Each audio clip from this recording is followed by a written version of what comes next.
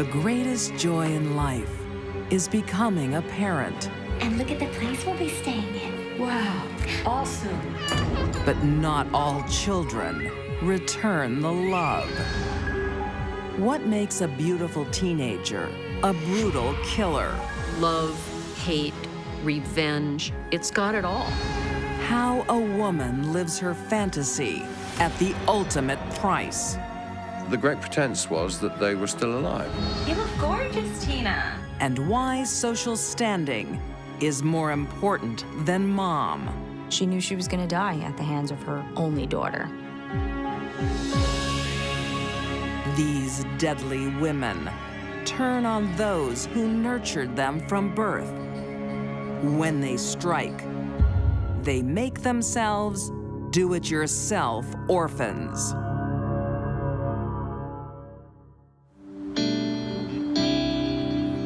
(1973), Chicago.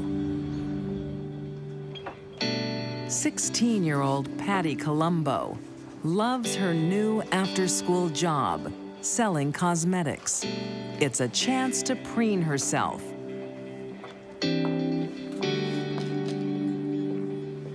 The customers can wait. Can I get some service, please? Sure, just a sec. She was always acting, she was always performing. Aren't I sexier than everybody else? Aren't I more attractive than everybody else? Patty. Patty's antics catch the eye of the store's pharmacist, I need to see you out the back. Frank DeLuca. A married man, 20 years older than Patty. Am I in trouble? He doesn't discipline her. He seduces her.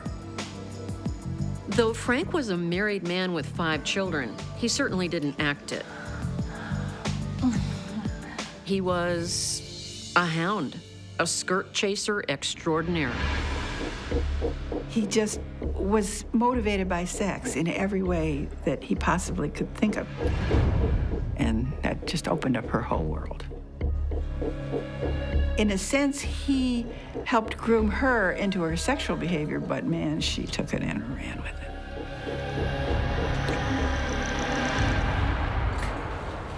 Hey, kiddo. Hey, Dad. It's good to see you helping your mom. Someone has to. Hey. Patty's parents, Mary and Frank Colombo, see a change in her behavior for the worse. Got a call from the school today. Patty's skipping classes again. But don't know the reason why. They didn't like anything about the way she was behaving. Why weren't you at school today? I was working, Dad. School is more important, Patty. You're throwing your life away. Her grades started to slip. She wasn't doing well in school. I'm learning way more from Frank than I ever did at school. Excuse me, little miss. We aren't finished yet. Yeah, we are. Patty was very narcissistic and felt, how dare anyone tell her how to live her life? Patty's been a handful from an early age. Look, Dad. What do we have here? She's a very good princess. Work on that, okay? Look, Dad. Dad, look. I'm still going. Good, honey. Dad, look. For 6 years, Patty was the apple of her father's eye, the little princess. She ruled the household. And then her brother came along. Patty doesn't like sharing center stage with her younger brother, Michael. He'd come along and stolen her spotlight, and she didn't like it. Dad, look. Patty, stop!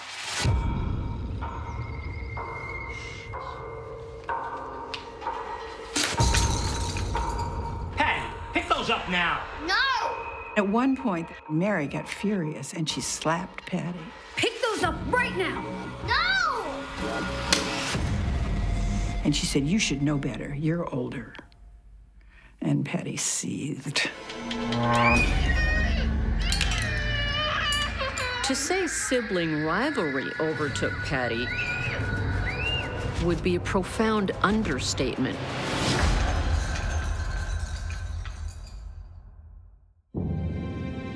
By her teens, Patty no longer craves her parents' approval.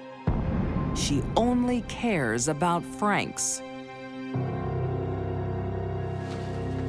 She moved in with DeLuca and his wife and 5 children. Okay, great. Thank you so much, Marlene. I really appreciate it. That's okay. Very welcome. His naive wife thinks she's helping a teenager in distress. I'm going to get the children. Middle-aged Frank is the cat that got the cream. He's married, he's got 5 kids. He brings Patty into his home and having sex with her.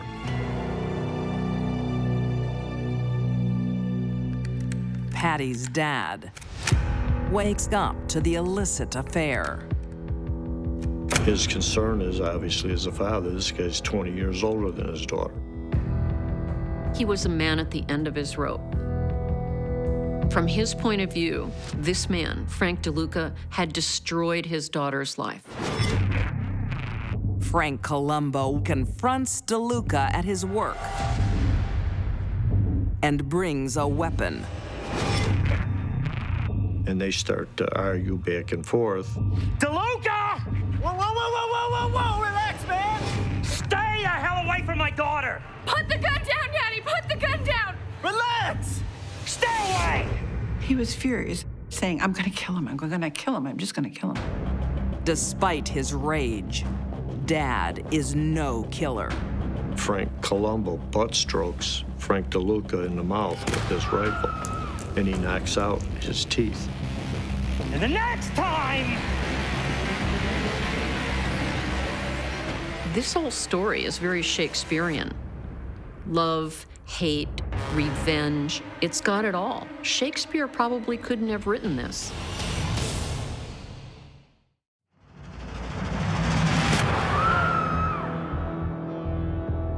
"19-year-old Patty Columbo is plotting revenge against her father for assaulting her married lover. But she doesn't want to get her hands dirty. So, these are the photos. She recruits 2 heavies. Patty wrote out dossiers, information about her mother, her father, and her little brother. Maps of the area. Diagrams of the house. Patty can't pay them cash, but she has an offer they can't resist. Patty used her good looks and sex to get what she wanted from men. But then again, that's all she had. So, what's in it for us? She started putting out for these 2 guys, and they were having sex with her for some months.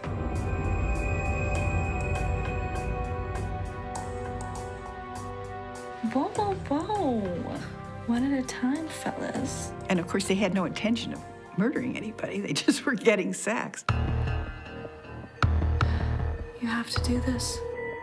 When Plan A doesn't work, Patty turns to her lover, Frank DeLuca. Not a killer, Patty. DeLuca! He's reluctant until she reminds him of her father's violence. She used it as a psychological bludgeon. She kept telling him, he's gonna come back and next time he's gonna kill you. If you don't kill him, he's going to kill you. Patty talks of a future together, funded by her inheritance. Think of the inheritance. 250 grand.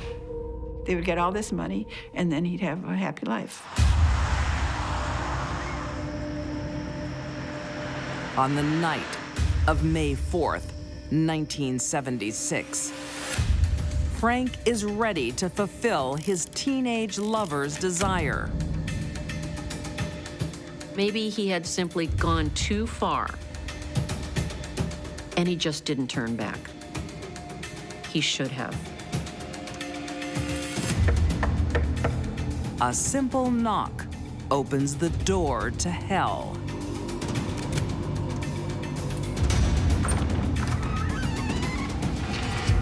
They came rushing in. DeLuca, no! Why did Columbo?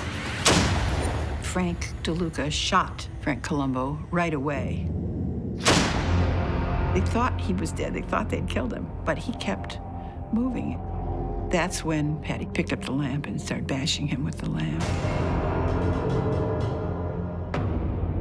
But that was just the beginning. Patty's mother came out of the bathroom. Frank shot her right between the eyes. She went down without a whimper. But Mom doesn't die instantly either. So they wouldn't have to listen to the sound of her last breaths. Patty cut her throat as well. Patty and Frank could have killed her family quickly and easily. But that wasn't what Patty wanted. Patty wanted to be medieval and beat them and mutilated their bodies. Patty has no intention of sharing her inheritance with the brother she's resented from birth. They went down the hall for Michael. And Michael was asleep. So they stood him up and shot him in his pajamas.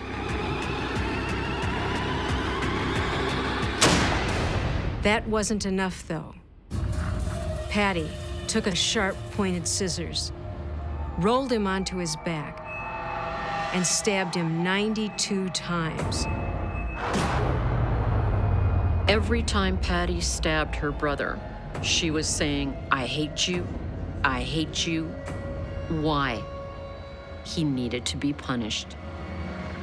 He committed the great sin of being born. He's just a little boy. Michael only turned 13 just a few days before he was murdered.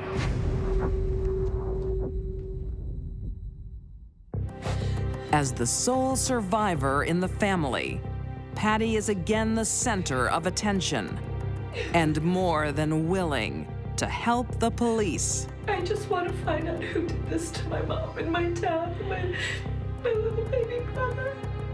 She came in with all of this information, trying to direct the investigation. Here's people you should talk to. Here's what you should be concerned about. Not how people who've just lost their family would be reacting. Do you have any idea who did this? Maybe it was a mom hit. But the forensics tell another story. A hair is found on her brother's body and could only be left by the killer. It's Patty's. There's a single strand of Patty Columbo's hair that was entwined in the blood on his chest. The only way the hair would have gotten onto Michael's bloody chest was if Patricia was there. 10 days after the murders, Patty and Frank DeLuca are arrested. She was not anywhere near as smart as she thought she was. The lovers are tried together.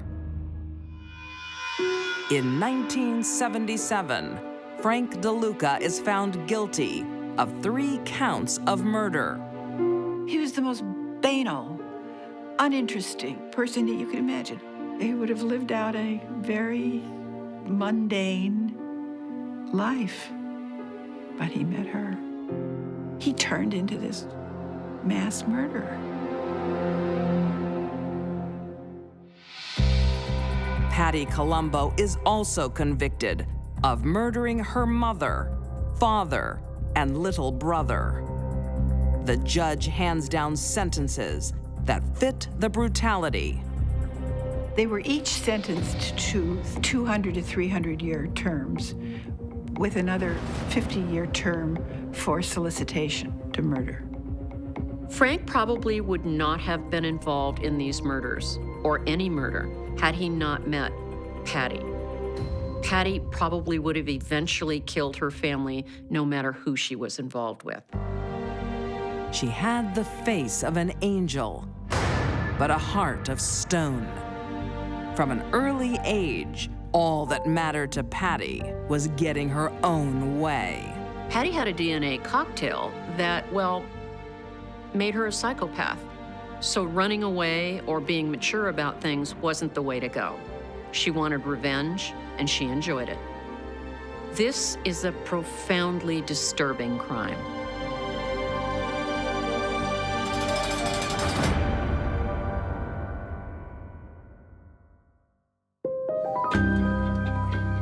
Strange things lie at the bottom of the backyard.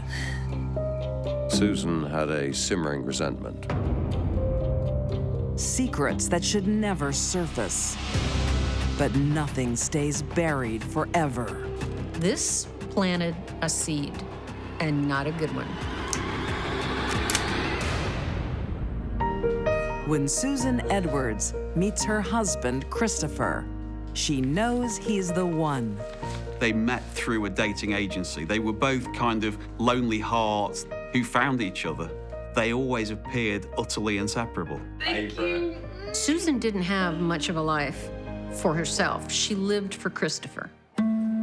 From their modest home in London, England, they relived the golden age of Hollywood.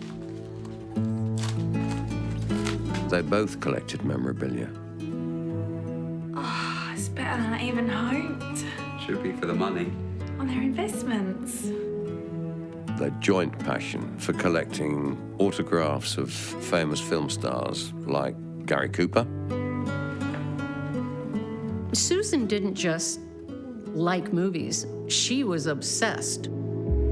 Susan is so obsessed, she creates her own fantasy world where movie stars write her husband letters.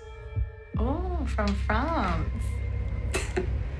My favourite pen pal. Christopher genuinely believed that he was the pen friend of the French film actor Gérard Depardieu. In truth, Susan pens the letters herself. She'd gone as far as buying a special franking machine which made the letters look as though they'd been posted in France. My dear friend Christopher, I hope this letter finds you in good health. That tells me her self-esteem, the way she saw herself and her worth, was in the basement. But if a celebrity was writing to her, wow, that raised her stock.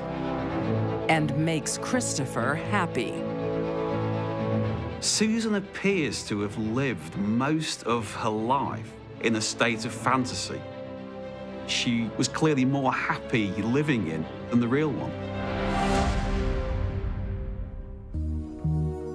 In the real world, Susan has problems with her parents, octogenarian William Wycherley and mother Patricia.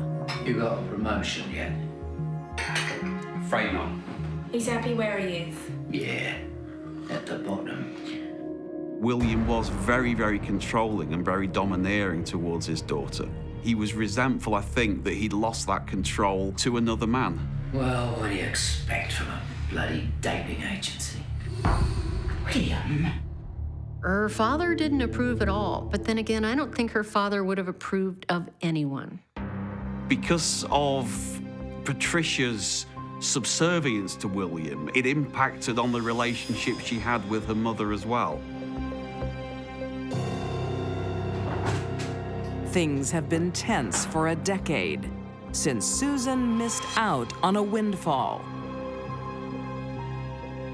When Susan was about 21, she inherited some money from her grandmother. All I'm asking for is the money Grandma left to me. But her parents spent it on a house and didn't give her the money later when they sold that house. That was years ago. I know it was, but it's my money and I want it back. Well, it's too late. It's all gone. Susan had a simmering resentment. Now, Susan can really do with the money.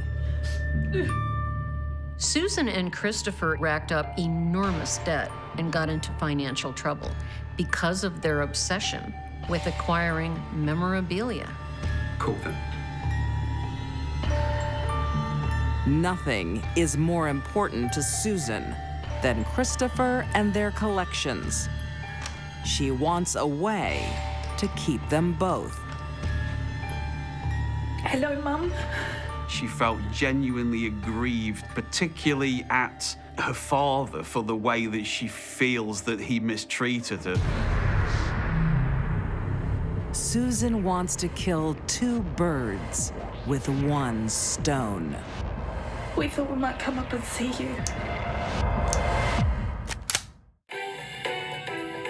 Susan Edwards' relationship with her parents, William and Patricia, is on the rocks.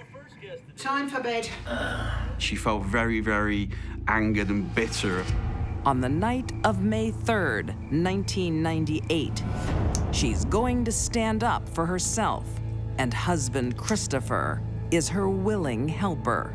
She, of the 2, was actually the stronger character. Christopher would do almost anything for her.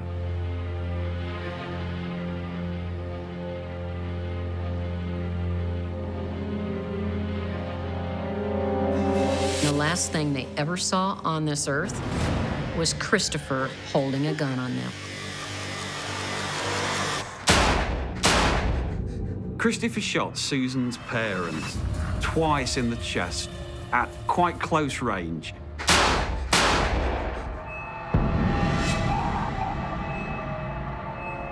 They died immediately or very, very soon after the shots were fired.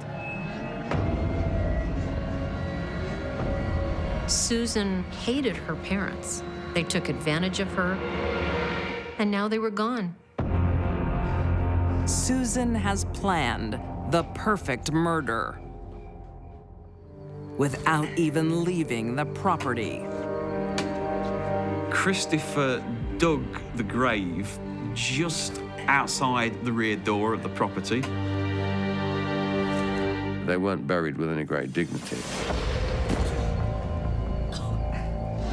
Pop one in, pop the other in, fill it in. Go to the garden centre, buy some shrubs, plant it on top of this grave.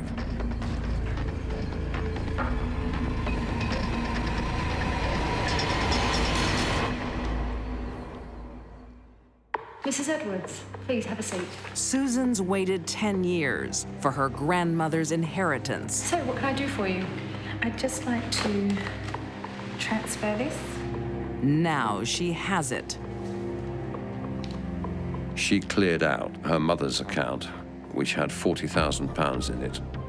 It wasn't because of greed or revenge. She was taking what she thought rightfully was hers. But Susan wants more. Her parents are receiving a pension and will continue to if no one knows they're dead. It was very, very clever. Thank you. Streams of revenue which they'd identified as being able to divert into their own back pockets as long as they could maintain the premise that the Witcherlys were still alive and well.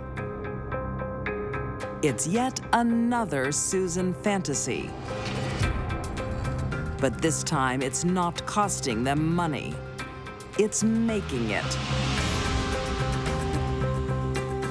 Christmas cards had to be sent, either forged from William or Patricia describing their recent adventures.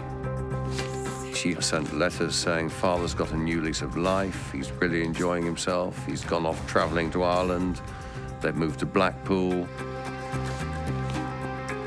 It was almost a full-time job for them to maintain the lie. Hello? Yes, I'm ringing about my father, William Wycherley. I think Susan and Christopher probably gave each other a high five every day when they passed in the kitchen. I'm afraid he's had a fall. He won't be able to make it. They were proud of it. Okay, I'll let him know. The couple's debts evaporate, and no one suspects a thing. Now, for the first time in her life, Susan had a lot of money, but she didn't spend it on cars, vacations, or a nice home. She spent it on more memorabilia. It was really, really erratic, crazy spending. For the next 15 years, the Edwards go through $250,000 in pension funds and might have had a Hollywood ending if not for a quirky British tradition. What have you got? Bad news. William Wycherley would have been coming up to be 100. And the practice is for someone coming up to be 100, they are interviewed by the authorities.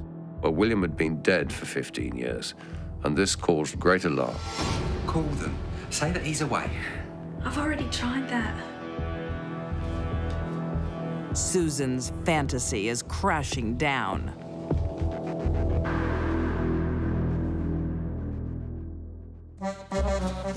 They then fled to France, pretty much with the clothes that they stood up in and the memorabilia, which was obviously so important to them that they couldn't leave it behind them. For a year, they hide out abroad, but without an income. They're broke and scavenging.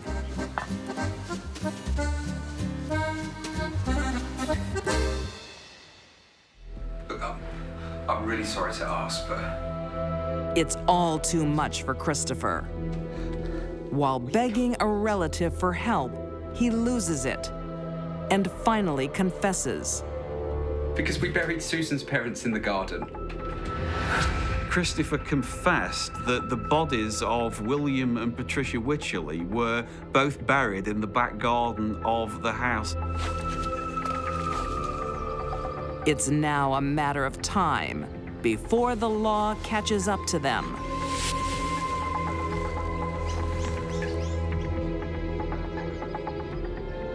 And the lure of a good meal makes prison a better prospect. Susan and Christopher were unusual criminals all the way around. They emailed the police and set up a meeting to turn themselves in, not at the police station, but at the train station. Are you Susan and Christopher Edmonds? Yes. What's in the cases? At the time of their arrest, they had literally a few euros in their pockets, the clothes they stood up in, and suitcases full of the most bizarre film memorabilia from the 1930s, 40s, and 50s. In 2014, 16 years after murdering William and Patricia Wycherley, Susan and Christopher are found guilty of 2 counts of first-degree murder. They were both sentenced to life imprisonment and told that they would serve a minimum of 25 years. They are, in fact, probably never likely to see each other again because of their age. So their only friend has been completely removed. Susan Edwards loses everything: her parents, her husband, and her treasured memorabilia. All she has now are her fantasies. What she's done from her own fantastical sense of reality, that it's not real, it didn't happen. I think she just lives in a completely different world. Susan and Christopher were not natural-born killers, and they weren't hardened criminals. They were a couple of people that committed a murder for a very specific reason and kept the money. The lesson here is, treat your children well.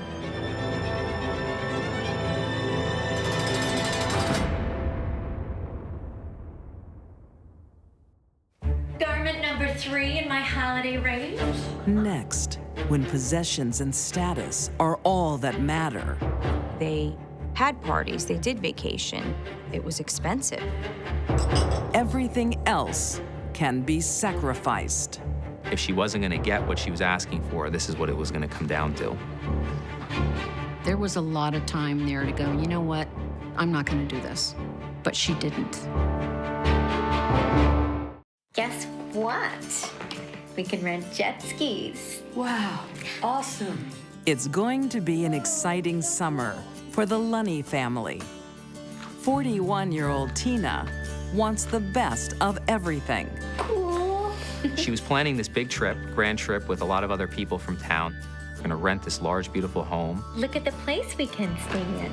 Tina loves to keep up with the Joneses, whatever the cost. It was expensive.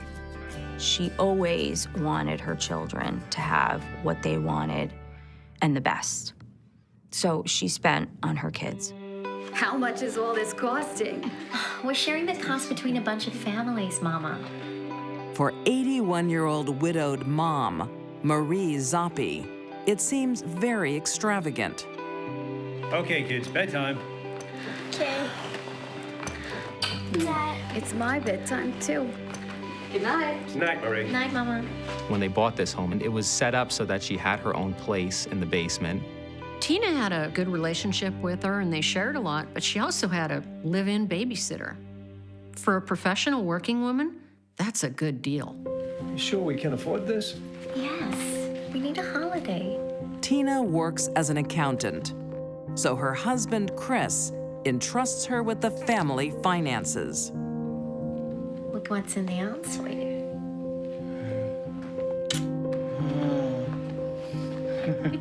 He thought he had the perfect life. Living in New Jersey, Tina mixes with a very well-to-do social set. Beautiful homes, swimming pools, one of the better school systems in the state. It's the kind of place you'd want to live in. Those were the people that she hung out with. Garment number 3 in my holiday range. You look gorgeous, Tina. They had parties, they did vacation. Does Chris know about this? I've got one more. I'll go and get changed. And she was right there with them. Garment number 4 in my holiday range. Anyone for a game?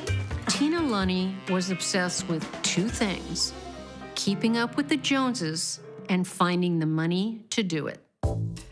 The Lunny's dual income helps fund their lifestyle, but only up to a point. She would charge it and continue to charge and charge. I'm glad you're so cashed up, because we've got to pay the balance of the holiday house. No problem. I'll just grab my checkbook.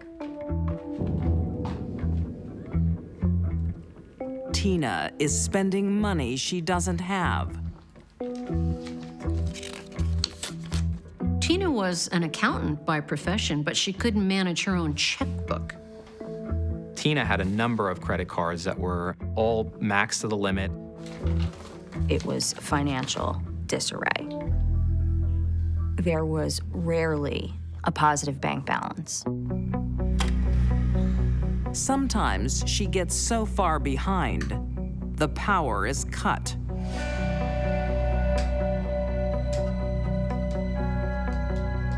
Tina!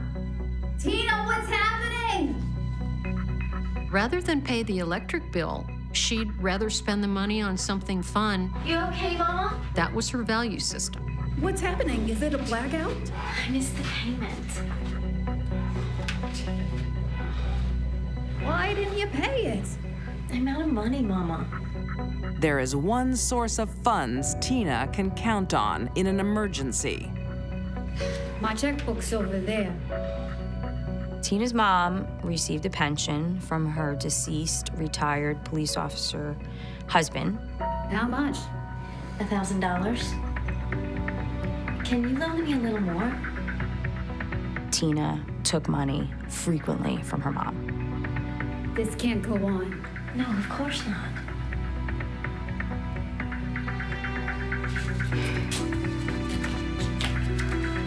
Mama.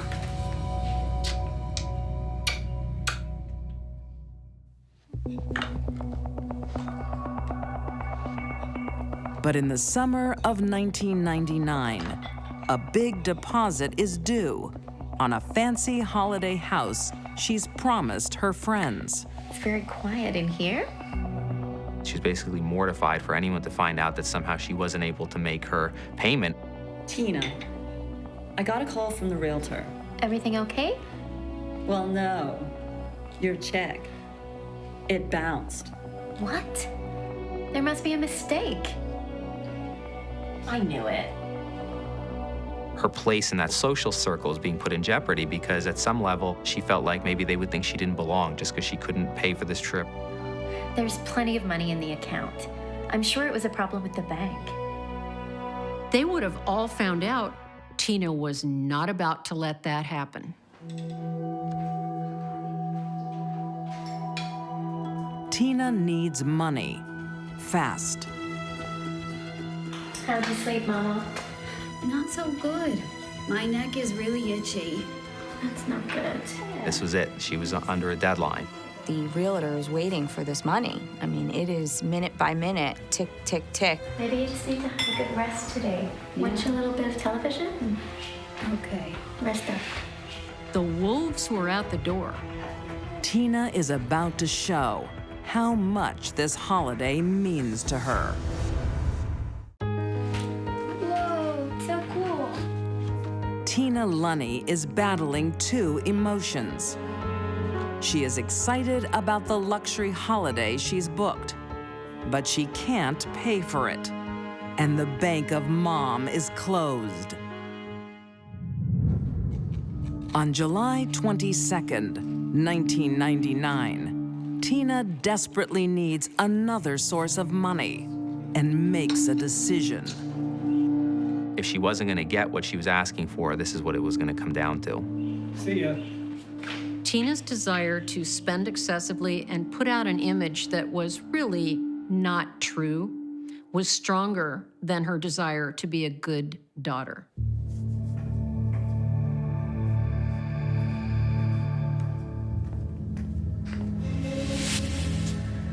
I thought you went to work. I had to come back for my phone. Is your rash bothering you? Oh, that feels really good.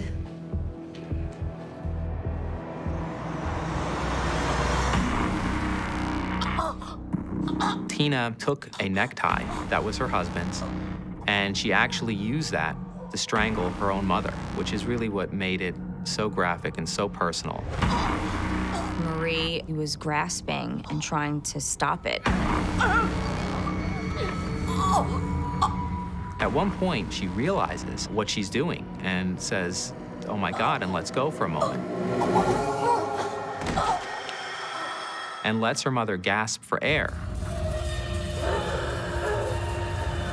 But despite that, then decides to again tighten that tie.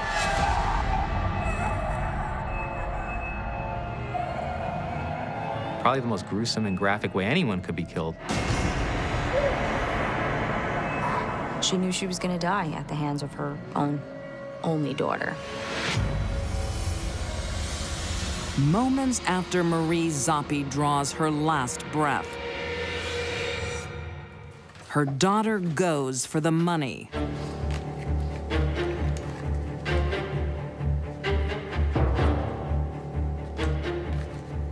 After the murder, Tina immediately proceeded to make payments right away on all sorts of accounts where she was delinquent.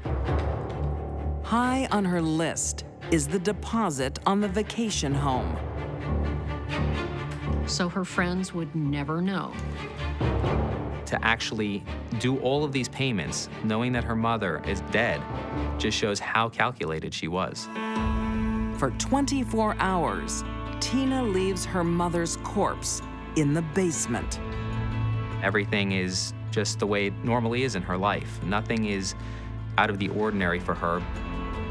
She wasn't a mess. She wasn't, oh my God, I killed my mother. But sometime soon, Tina will have to explain her dead mother. So the next day, Tina does actually go into the basement and attempt to stage what looks like a suicide scene. She attempted to write this note, basically showing that her mother was in a depressed state of mind, that she was tired of being some kind of burden on everyone. She probably thought that they'll think my mom killed herself, and the family will never know. She takes the tie and moves it around on the face, making it look as if somehow she had done this to herself. The stage is set. Come home! Tina is in Come home! complete hysterics. I mean, the Academy Award goes to Tina. Chris comes home. I think she killed herself. Did you call 911? And Chris is the person who actually calls 911. It's my mother-in-law. I think she's dead. Now she had to pretend to the paramedics and the police department that she was not a murderer. But Tina hasn't thought this through. Odd-looking suicide. It's almost impossible to strangle yourself with your own hands. It was clear as day that they knew that it's called a suspicious death. You should eat. I can't. Despite all her efforts, I'm gonna get some smokes. there will be no family holiday. Instead, Tina goes missing for 3 days. Until she turns up at a police station. Her conscience has returned. Before her butt hit the seat, she said, "Do you want me to tell you what happened to my mother?" And everyone's jaw just dropped. And then she provided the confession. It was as if she was talking about something someone else did, or that she'd strangled the life out of a teddy bear and not her own mother. She never cried, not one tear, during the entire statement, not one tear. In May 2013, Tina Lunny is found guilty of first-degree murder. She is sentenced to 40 years in prison. The irony of the sentence is that when Tina gets out, she'll be her mother's age at the time of her death. It is a crime that still baffles many. Tina has no history of violence, no mental illness, and lived in a happy family. The only explanation, social status, is more important than her mother's life. If Tina had realized that she had a spending addiction and sought help for that, there's an excellent chance none of this would have happened. It doesn't get worse than killing your mom.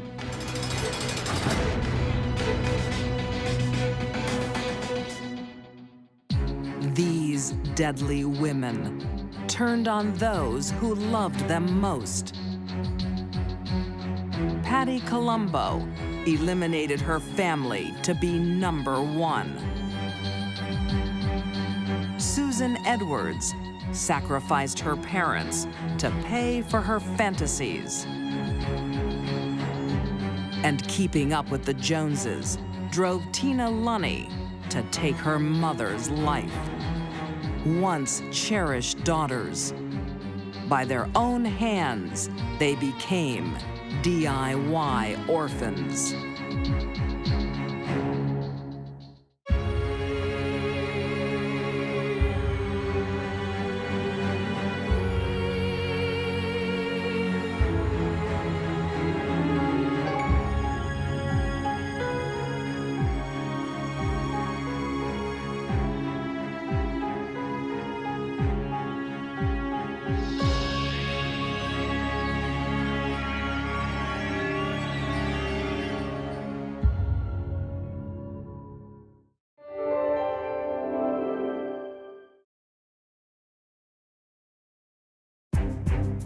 Youth and beauty can attract love and attention.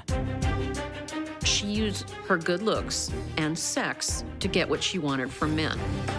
From the wrong people.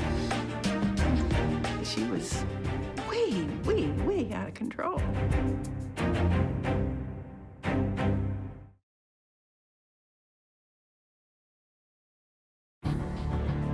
As Patty grows up, she discovers her secret weapon, her sex appeal. She was really fighting hard to be recognized.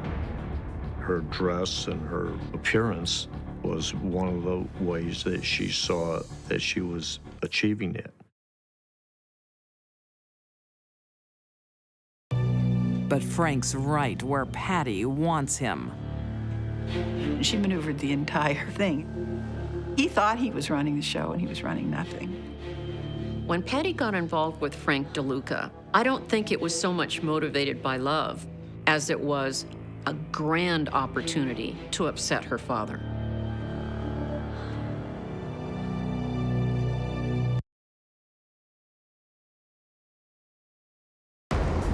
Patty's single-minded and determined. She gave them photographs. And at one point, Lanny looked and said, "Your mother's pretty." And Patty said, "You wouldn't want her. She's a dead f."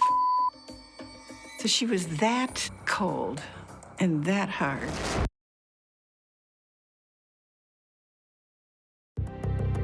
When the Columbos suddenly disappear, concerned friends ask the police to check on them. 3 days after the murders, the bodies are finally found. They didn't know at first, what had happened, but they knew it wasn't a home invasion. It wasn't a robbery. Patty and Frank's attempt at ransacking the house fools no one. They're rifling through the drawers, but they're completely inconsistent with what a burglary would look like. There were TVs and cameras, all kinds of valuable things that anybody that was doing a burglary or home invasion would have taken. But most damning is the state of the bodies. They are mutilated. It's horrific. I mean, it's one thing to kill somebody. Why would you do that? Why would you do that to a 13-year-old boy?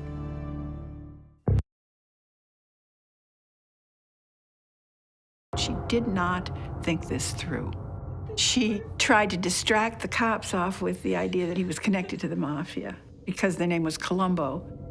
He was Italian.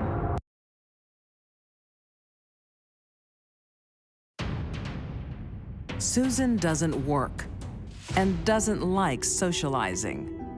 Susan Edwards appears to all extents like a quiet lady who anybody might know from their own streets. The lady who hardly ever speaks, who keeps herself to herself. Robert from work asked if we might like to come round for dinner. No. No, you know I'm not comfortable with that. I know. I just thought I'd ask. Sole breadwinner Christopher is hardly climbing the corporate ladder. Christopher was a very small, quiet, sheepish man. He worked as a kind of sales advisor for a card company. His family were academics, and he was a bit of a disappointment that he'd never attempted to go to university or pursue an academic career. He was, I guess, your classic underachiever. Susan and Christopher's life together appears to have been very, very insular. He wasn't prepared to accept that she'd found happiness with somebody else. Buying things one can't afford is kind of like gambling. There's a momentary rush. Wow, I got this. And anxiety goes down, depression goes away momentarily. It feels good. But cold, hard reality is the next morning, there's fewer dollars in the bank account.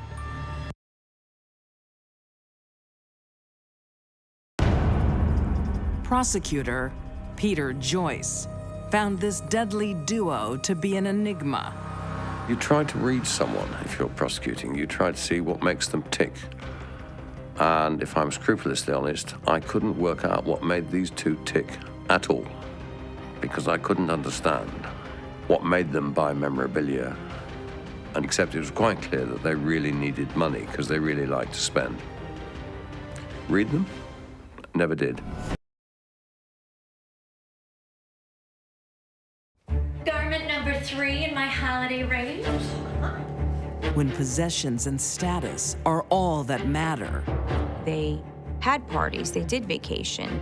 It was expensive. Everything else can be sacrificed. If she wasn't going to get what she was asking for, this is what it was going to come down to. There was a lot of time there to go, you know what, I'm not going to do this. But she didn't.